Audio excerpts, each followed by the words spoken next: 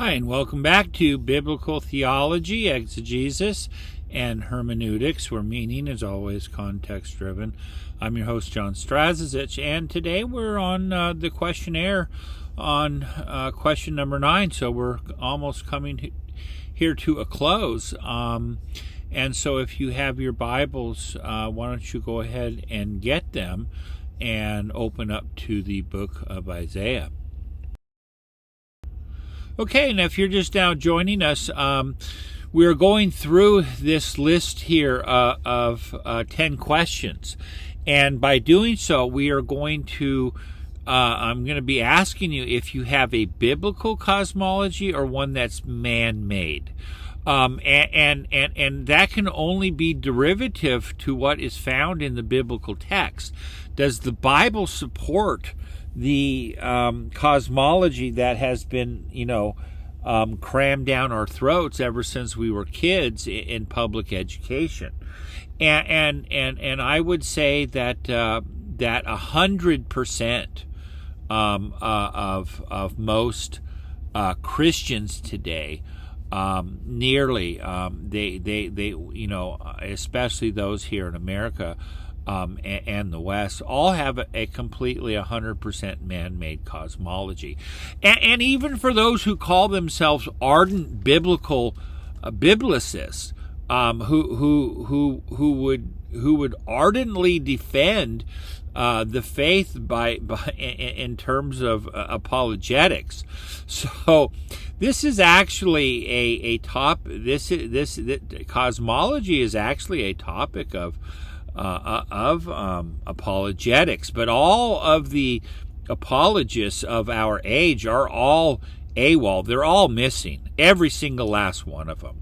There ain't one of them who would dare come out and support a biblical cosmology. They are ashamed of it. And that's the best way I would think to say it. And they're ashamed of what people think of them. They're ashamed of the Bible. Because if you tell them, well, take this test and give it to any of your friends as apologists, and have them produce, where does the Bible, support a Copernican cosmology? And then you can turn in here where it, the cosmology in the Bible is completely geocentric, 100%. And I would challenge anybody, if anybody would want to come on here, anyone would want to have me come on their place to talk about the biblical basis for my contention here of that we should be maintaining a biblical cosmology. I'm sure you're free to contact me. And I'm not hard to get a hold of. Just reach out, and we will have a conversation from the biblical text about cosmology and which cosmology is to be found in the biblical text and which one's not. And I guarantee you that if you answer yes to these questions, you have a completely man-made cosmology. Do you believe the earth is orbiting the sun? Do you believe the earth is spinning to create night and day? Do you believe the moon is a reflector of the sun's light? Do you believe the firmament is just the atmospheric expanse? Do you believe the sun is a star? Do you believe the earth is a planet? Do you believe that God created the planets? Do you believe that stars are massive and far, far away? And do you believe the sun is stationary in relation to the earth? Finally, do you believe the earth is a sphere? Now, if you answered yes to these, I'm sorry, folks, you have a man-made cosmology 100%. Okay, then coming here, then we're looking here for today. We're on question number 9. Do you believe the sun is stationary in relation to the earth?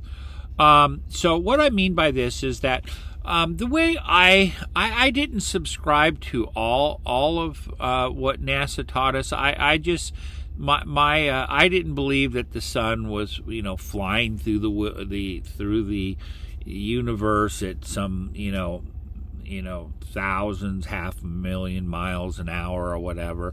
I didn't subscribe to that. I just believed that the sun was stationary and that God had created these planets. We were the third rock out, and we were all just going around in circles around the sun in orbit. And I just I knew that scientists would say that the sun was flying through the universe and we were just flying after it. I never subscribed to that. That to me just was all the invention of the Big Bang Theory and how things just continually are from the explosion are moving outwards. So I just subscribed that the sun was stationary, and that that the planets, with Mercury and Venus and Earth and Mars and so on, we're all just going in circles, around the sun in orbit. Okay, and that's all that I subscribe to. I never took it, had I believed that the sun was flying through the universe and we were flying after it, that was too much of a stretch for me. I couldn't see that biblically. It pandered into the notion of a Big Bang and how everything's moving out from that explosion. So I never bought into that. So what I just believe is that, that was what we were taught. The sun is just here, in the center of our galaxy, and that we're just, rotating around the sun. Because they told us of some gravitational force that the sun is acting upon the Earth. The bigger object, somehow attracts smaller objects, and that we're going in orbit around the sun. Now, we already found out earlier, that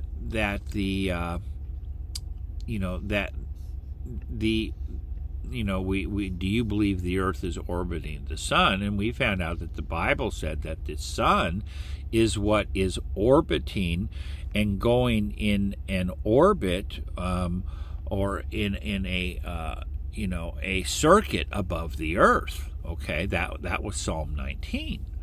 And we're going to look at another text here, along with Psalm 19. To address the question, is the sun stationary in relation to the Earth? And with this notion here that the sun is stationary in relation to the Earth, we got to look at the biblical model that will demand that we view the universe as extremely small. The biblical creation of God is extremely small, because we have the plane of the earth. Here we have the dry land, and then it's surrounded by the waters. But then God created a firmament that was completely over this realm of the oceans and the dry land, and that it actually attached to the earth itself.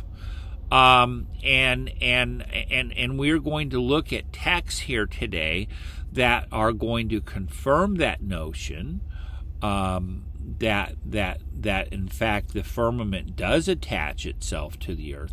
So then that means that that what you would call outer space or the heavens, there only is it's only as wide as the firmament is wide above the earth. Whatever the blue sky is that's it. That's the extent. The heavens are very small. They're no bigger than their circumference of the earth. They're just high above the earth. Exactly how high we don't know, but we know we would say that the firmament of the heavens, that upper portion, the second heavens, it begins from what we know about 73 miles up from modern rocketry. We can define that when the atmosphere up there begins to become what we would call the ether, and so therefore then that would make the sun very, very small. The stars are very, very small. Because why? Because they're all inside of this metaphorical tent that David talked about and that Isaiah talked about, that we all live inside. And the tent is made from the firmament, and you pitch a tent on dry land, okay, and it comes down and attaches itself to the ground. Just the firmament attaches itself to the earth. So the heavens is no larger than the circumference of the earth, the plane of the earth. I mean, they have lied to us and told us the space is, hundreds of millions of light years and billions of years old. This is all such a lie. They're hiding the truth because they're scared to tell you what the real truth is. Because, we basically live inside of the Truman Show, okay, and inside of a snow globe, so to speak, and the sun is truly small, and space is just only as wide as the whole Earth plane is wide. This realm down here that we live in. We just live, the tent's high. It's a big tent. We all live underneath this tent. And it ain't millions and billions of, light years away. It's all very close. And the stars are very small. And if you don't like it, then you know what? You're going to have to open up the Bible and show me your cosmology. Because, baby, that's what I'm about to do. Get ready and get your Bible. Okay, as I said, if you have your Bibles, go ahead and open them up here. Then we're going to be looking here at Isaiah chapter 38, and we'll begin here in verse 4. Vayehi devar Adonai el Yeshayahu lemor, halok ve'amarta el Hizkiyahu, ko amar Adonai Elohe David avicha, shamati et Tefilatecha ra'iti et dim'atecha hini yosif al yamecha chamesh esrei shana. So I'll just go ahead and translate this. And the word of the Lord came to Isaiah, saying, "Go and say to Hezekiah, thus says the Lord, the God of David your father, I have heard your prayer, and I have seen your tears. Behold, I am adding unto your days 15 years. And from the hand of the king of Ashur I shall deliver you and this city. And I will defend this city, and this will be the sign from Yahweh, that Yahweh shall do this word that he spoke. Behold, I am turning back the shadow," and we'll just say here for Hama'alot, the degrees of the sundial, which it had gone down by the sun in the degrees of the sundial of Ahaz, backwards 10 degrees. And the sun went back 10 degrees in the sundial by which it had gone down. So this text here is, is not necessary. This isn't poetic. This is a prophecy from Israel's premier prophet Isaiah. And definitely Isaiah, has been called the Prince of the Prophets here. And definitely he is highly respected as an Old Testament prophet, as probably the numero uno in the Old Testament, at least alongside Elijah. But anyhow, here we have the testimony here of a ko amar Adonai, thus says the Lord, and God is definitely saying that that he's definitely, he says, behold, I am turning back the shadow of the degrees of the sundial that had gone down with the sun in the sundial of Ahaz, backwards 10 degrees. And then it says here, and the sun went back 10 degrees in the sundial of Ahaz by which it had gone down. So that's definitely saying here that the sun went backwards right here, right here in verse 8, that the sun went backwards 10 steps, and it cannot be escaped. This is the testimony here. And if you want to contradict the prophet and his words spoken from God, you're free to do that.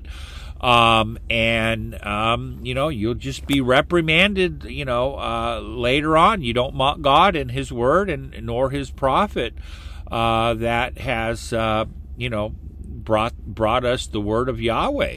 And definitely Isaiah has a cosmology where the sun is what's moving. It's not the earth spinning, and there's no way to say that you can find your Copernican view of the universe in this text. This text plainly states it's all geocentric. The sun is what's just like Psalm 19, it's going around above the earth in circles to create night and day. And it's proven by this text of Isaiah 38. And there's just absolutely no way around this type of language. Okay? And what I want, so this is a very key text. So you need to reread and reread this text over and over and get it in your spirit that, what is moving, in this text? Behold, I am turning back. It starts here in verse 8, okay? And verse 8 is going to contain all the information that you need to know. Behold, I am turning back the shadow of the degrees, and we'll say of the sundial, that it had gone down with the sun in the degrees of the sundial of Ahaz backwards 10 degrees. And right here, and the sun turned back 10 degrees in the degrees of the sundial by which it had gone down. So right there, it went down. That's referring back here to the sun, and the sun turned back. There's just no way to escape it. The second half of verse 8 is devastating for the cosmology that we were all spoon-fed. You need to stop getting offended, and stop, if you want to have a biblical cosmology, well, you should have the same cosmology Isaiah did, but you're ashamed of it, okay? And it's simply because that you're not convinced that the scientists lied to us. I'm sorry, you're going to find out that the deep state, these Satanists, lied about everything. Not just some things. And, if you still believe God created planets and that the Earth is a planet, I'm sorry, you're a biblical kook. A planet means something. It refers to an erring, wandering star that left the habitation where God put it. So that's not what the Earth is. The Earth is not a demonic wandering star. I'm sorry. And in the same way, do you believe the sun is stationary in relation to the Earth? Well, this text here denies that assertion. It says the sun is what's moving, to create night and day, along with Psalm 19. And the sooner that you have to submit to biblical authority. If you call yourself a Christian, if you want to be a John Walton heretic, go right ahead and deny that Genesis 1 is a creation account. Even though the second day is an account of the creation of the firmament. It's over. I'm sorry. Biblical cosmology is taking over. Now we're going to come down here to get a further understanding about exactly how to understand the sun in relation to the Earth, and basically we want to talk about space, but not. I'm just talking about how large of a space that the God's creation takes up, because it's not anything. It's tiny. The if you want to use the word universe, the universe is tiny. It's only as wide as the Earth is. The heavens are only they're just situated above the Earth. They don't go out any wider than the plane of the Earth. We're just inside of a big bubble, and beyond that bubble is the third heaven. I'm sorry, you're going to see this right here. Our next text here comes to us from Amos chapter 9, the last chapter of Amos, verse 5 and 6. And it says here, and the Lord Yahweh of hosts, touches the earth and it melts. And it says, all the inhabitants of the earth mourn, and it goes up as the Nile. All of it goes up as the Nile, and it sinks down as the Nile of Egypt. The one who builds his Ma'alotav, okay, and we'll just say his upper chambers in the heavens, okay, Va'agudato, and your translations are going to say vault, and his vault, he founded it upon the earth, who calls for the waters of the sea and pours them out upon the face of the earth. Yahweh is his name. So what we're looking at here is we're going to be looking here at this term here, Va'agudato, and his, your translations are going to say, and his vault. Okay, now that is the traditional way of most all modern translations. The King James here has, and his troops he is founded upon the earth, because the previous uses of agudato refers like to a bunch of hyssop branches, or to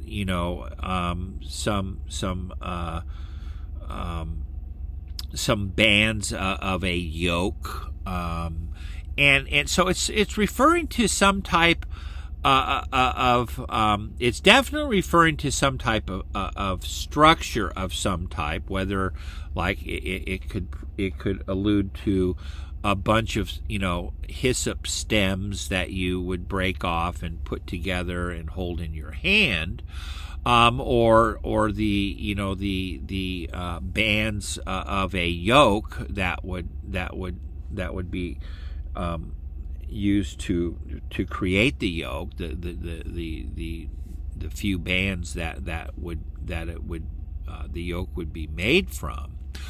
And here it would, I like the translation that Anderson and Friedman gave, and it was for agudato, his supports, okay, and his supports. He founded it upon the earth. Okay, so this is talking about. Remember, he builds his upper chambers in the heavens. Okay, so whatever these upper chambers, he builds them in the in the heavens, but they're founded. Okay, it supports the supports of this, of his upper chambers is founded upon the earth. So this obviously refers, that's why they say dome here. And it's referring to the firmament. So the firmament, its supports are founded upon the earth. And that's why, folks, I'm saying here, the universe is very small, because heaven is attached to the earth plane. Wherever we are living here, heaven is not wider than the sphere and the area of the earth. That's why when you see a flat Earth model, you have typically a round circle, because he inscribed a circle on the face of the deep.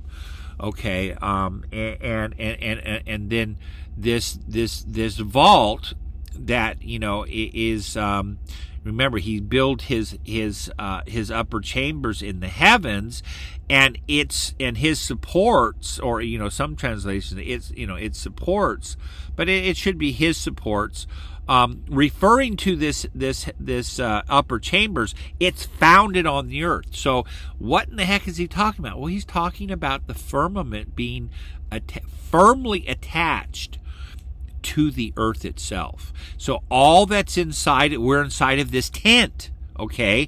So we're inside of David and Isaiah's metaphorical tents that I've been telling you, okay?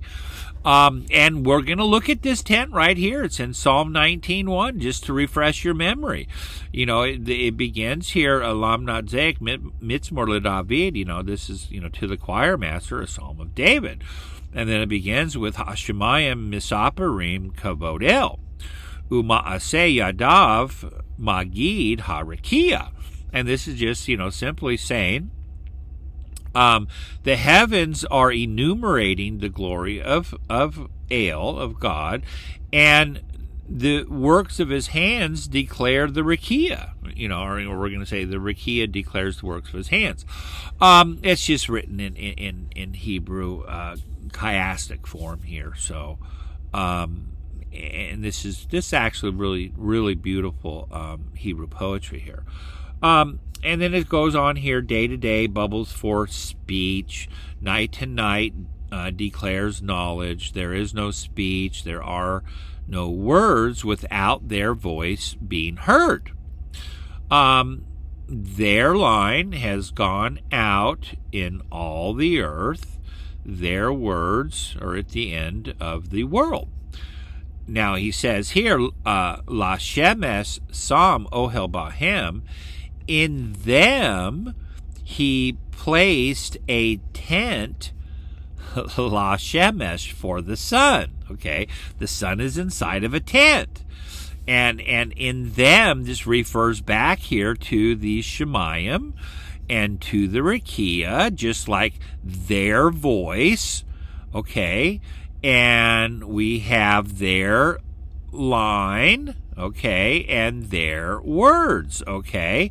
So that all refers back here to the Hashemayim, the heavens, and it refers back here to the Harakia, the firmament, and so their voice and their line and their words, and in them all refer back here to the beginning of the psalm, that the heavens are enumerating the Kavod El Umaase Yadav Magid Harakia. Okay, and the firmament declares the works of his hands. Okay, and now referring to the Son, he is as a bridegroom going forth from his bridal chambers, rejoicing as a strong man to run a course. Its going forth is from one end of the heaven, and utikufato, and its circuit to the other end, and there is nothing hidden from its heat. Ve'e nishtar mechamato. Okay, and this, like I said before, this is the use of metaphor, simile, and phenomenological language, all to talk about how the sun is what's moving. Remember, and talking about the sun, its going forth is from one end of the heaven, its circuit to the other end, and there's nothing hidden from its heat. So all the earth is being heated up and warmed by the rays of the sun as it goes around in a circle. So we know that the earth is not all enlightened in one day, and that's because the sun is inside of a tent, and the sun is very small and very close and only lights up a portion of the earth at one time. And that's what we observe, the sun coming across the sky. We see the sunrise and the sunset in relation, as it comes, as it goes in its circuit, just like the clouds. The clouds, when you look to the horizon, they seem to touch the horizon of the earth. But when you get to the horizon, the clouds are just as high above your heads there at the horizon as they are above your heads where you stand now, okay? And the same is with the sun. So the sun is just as high as it is, as we would, understand it at 12 noon versus at either at the sunrise or sunset. It's all just how we observe it from our angular perspective. So what I'm trying to get across here is that the sun is not stationary in relation to the earth. It is what's moving. But in order to understand flat earth cosmology, the sun has to be very, very small, and it's inside of the tent. And the heaven, the universe that you thought was massive and hundreds of millions of light years away, as the magician, last week we saw in Neil deGrasse Tyson, and all the liars that follow him, okay? They're all liars, and they know they're lying. They know what true cosmology is. They know they're lying to you, and that's why, NASA's making $63 million a day. It's to pay everybody off. It's hush money. They're part of the, of the club that you and I are not a part of. And believe me, they know what biblical cosmology is. They have the true science, but that would be some textbooks that I would love to get your hands on, or all those textbooks that are written by these scientists about true biblical cosmology, which they do have. And so when we look at Amos chapter 9, we can see that the firmament is firmly attached to the earth. Va'agudato al eretz yisada, okay? And excuse me, and his, and we'll say, his vault or his support, okay? He founded it upon the earth. So the supports for this for Yahweh's upper chambers in the heavens, they're founded upon the earth. So heaven and earth, heaven is just what's above the earth. It doesn't go out wider than the earth. The universe is tiny. It's small. It's just however high it is above our heads.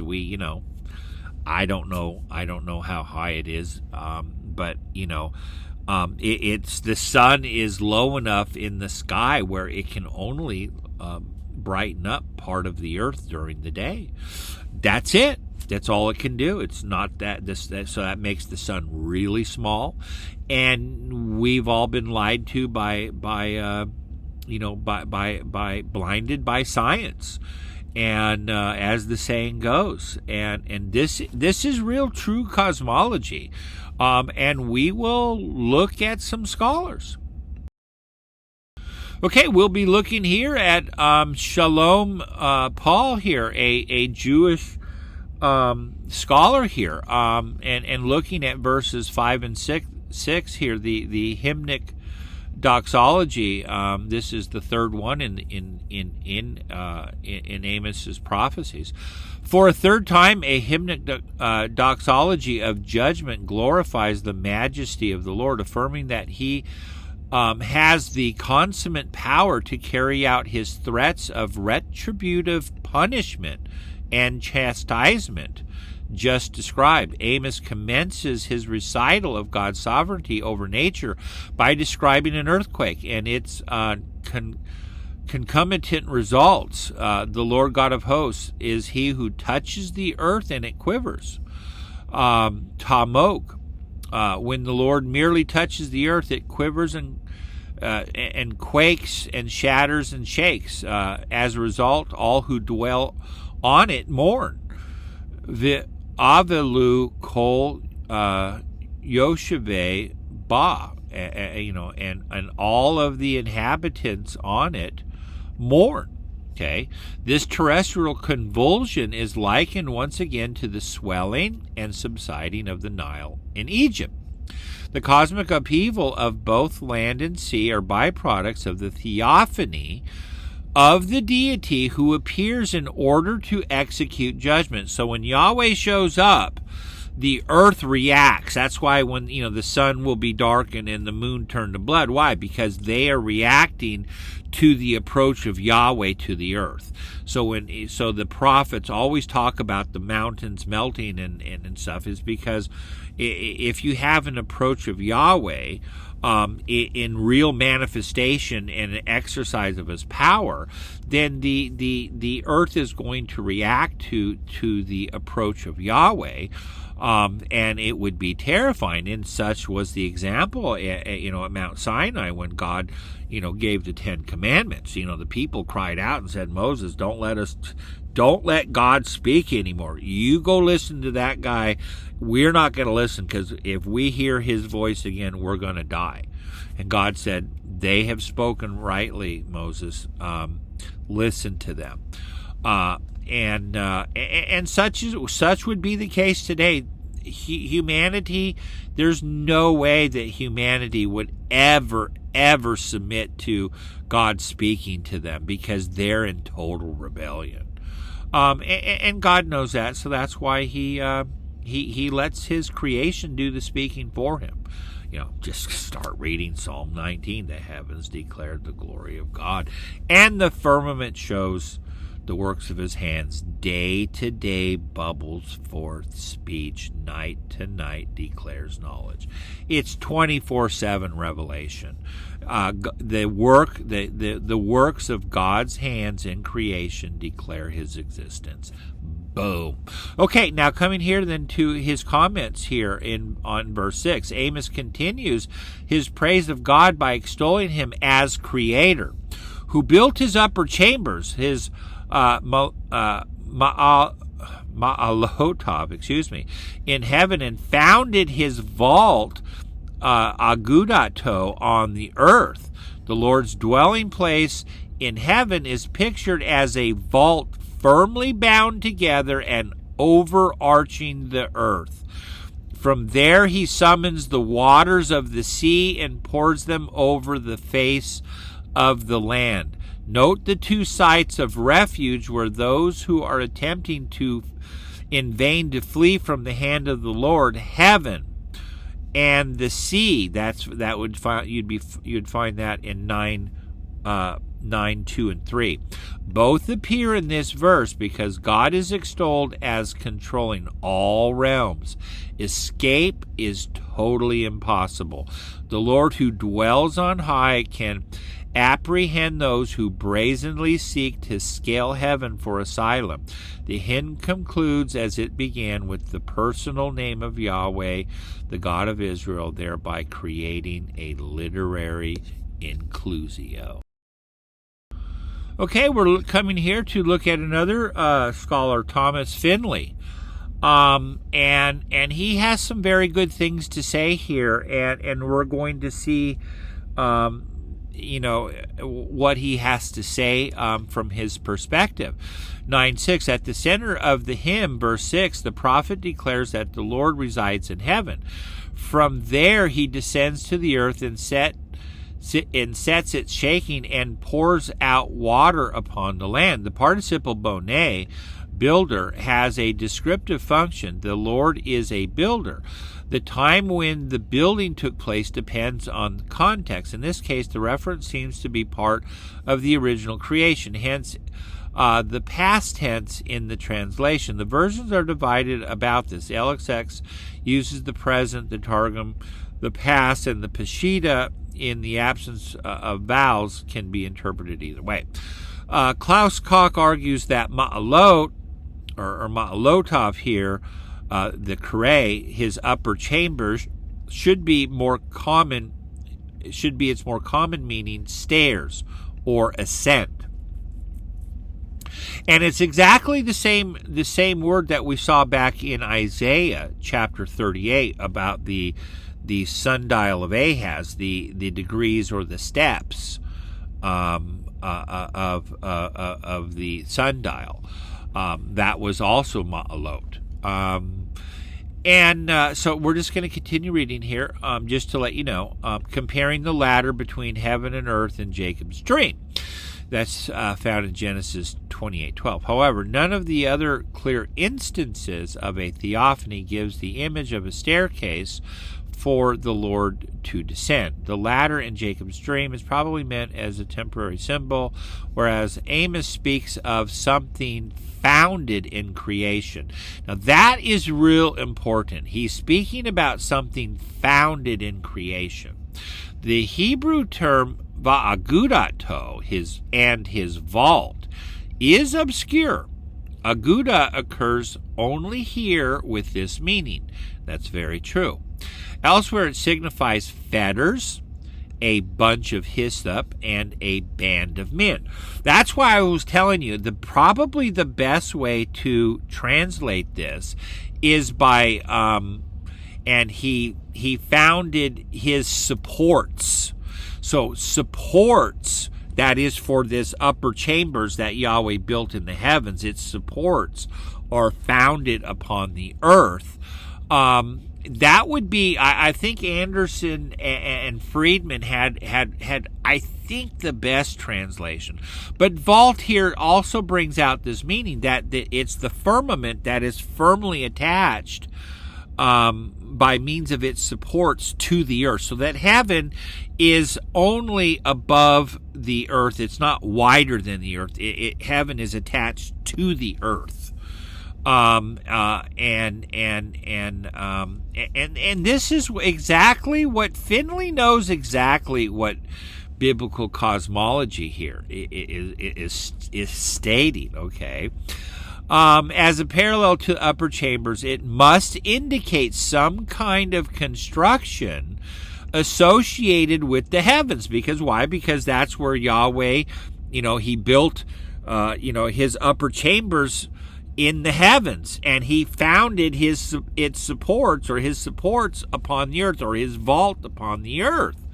Okay, since God founded the structure over the earth, something like firmament, okay, And then he has to put in his little word here, or expanse, but expanse doesn't make any sense. Firmament makes tons of sense because it's talking about construction. It's talking about a structure, and that it's firmly attached to the earth. He founded it upon the earth. Okay, so that's the language here. So whatever he's saying here, he's picturing here that here's the earth down here, and that the upper chambers that God built in the heaven are firmly attached. He founded it upon the earth, and that's why when you see the flat earth model, you see that it's underneath a dome.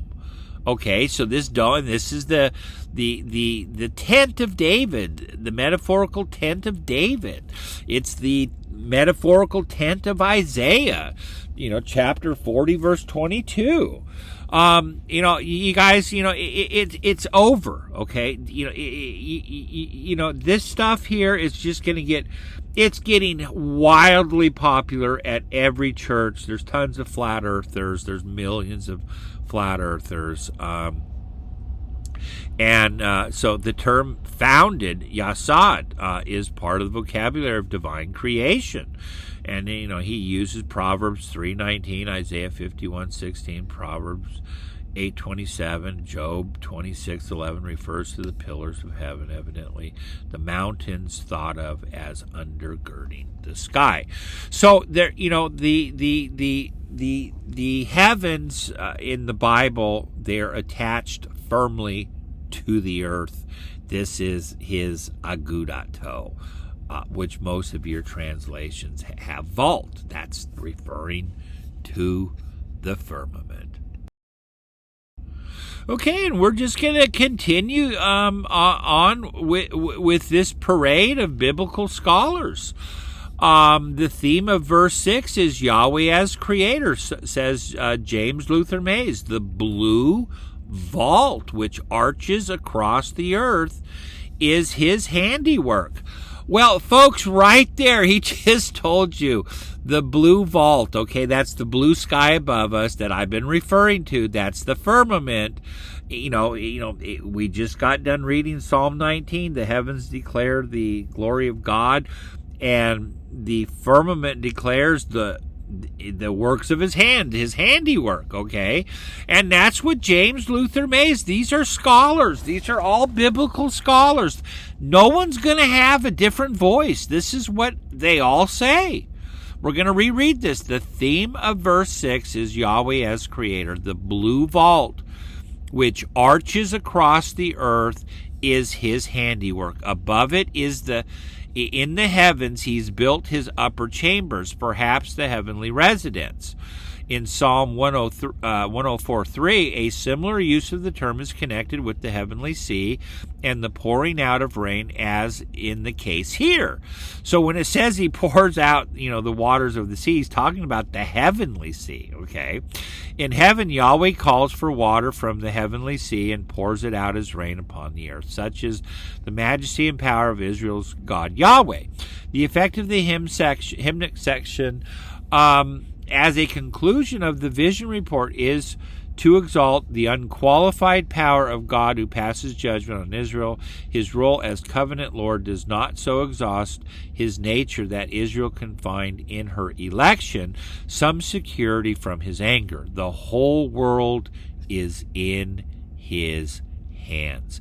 And folks, I'm not making up stories. This is biblical cosmology at its finest, and you're not going to find a single author that's going to contradict all of these major scholars. This is definitely the consensus, and I'm just letting you know what I was taught in my PhD coursework, and as I understand and I read the Old Testament today, this is it. Modern scholars just reject this whole notion of cosmology, and they replaced it, with, they just they're going to have some type of accommodating theology. It's the theology of accommodation, and it's wrong for conservative scholars to do that. Biblical apologists are ashamed of the Bible, and they can't come up with the cosmology. They cannot find their cosmology, their Copernican model. All these crazy people running around saying they're apologists for the Bible. Well, where are you on the first page of the Bible? You're MIA. You're missing, and you've completely, totally distorted the second day. Okay, we're going to come to another Hebrew scholar here. The Hebrew term rakia, firmament, reflects the ancient understanding of cosmology, the formation and structure of the world, that differs from our modern scientific view. Boom, right there. The rakia is a sort of upside-down bowl that sat on the circular plate-like Earth to form a sealed environment in which human, animal, and plant life were secure. God created this arrangement at the beginning in order to bring the chaotic waters, which were limited by his decree, to prescribed boundaries above and below the earth. The celestial objects, sun, moon, and stars, were thought to be fixed in the rakia and to move about in there. So here you have the earth down here, you have the rakia, and it's founded it on the earth. It's right here, okay? It's founded, and in the upper part of the firmament part of the heavens, the second heavens, is the sun and the moon and all the stars up here. Okay, and so they have to be tiny, small objects, because the sun cannot enlighten the whole earth at one time. So whatever they told you the sun was massive and huge, it's all a lie. The sun is small and it can only light up a portion of the earth at a time. I'm sorry. That's the truth. That's it. It's done. It's over. And all these, you're not going to find any other interpretation of these verses. And this is what Gerald Wilson had to say on Psalm 19. You go check out his commentary here in the NIV application commentary. Looking for the entry. It's down here, pages 886 following, on Psalm 19. Okay, this has been another session of Biblical Theology, Exegesis, and Hermeneutics, where meaning is always driven by the context. We're not being driven by modern philosophies or cosmologies. We're being driven by biblical texts. That's where we're deriving our theology, our exegesis, and our hermeneutics. It's all driven by the context. I'm not subscribing to anything other than what is biblical. Please like, share, subscribe, and I challenge you, and I'll challenge anybody to debate on this topic. If you want to say that you believe in a modern Copernican cosmology and you consider yourself biblical, well, I challenge you, give me your verses, and we'll debate whether you can find the earth spinning in your Bible to create night and day, or is it the sun that's moving in orbit above the sky? We're going to find out, because the Bible states that the sun, moon, and stars, they're what's moving. The earth doesn't move. If you can find the earth moving so that it's going around the sun in some type of thing, open up the Bible and show us, and we will contradict you verse by verse.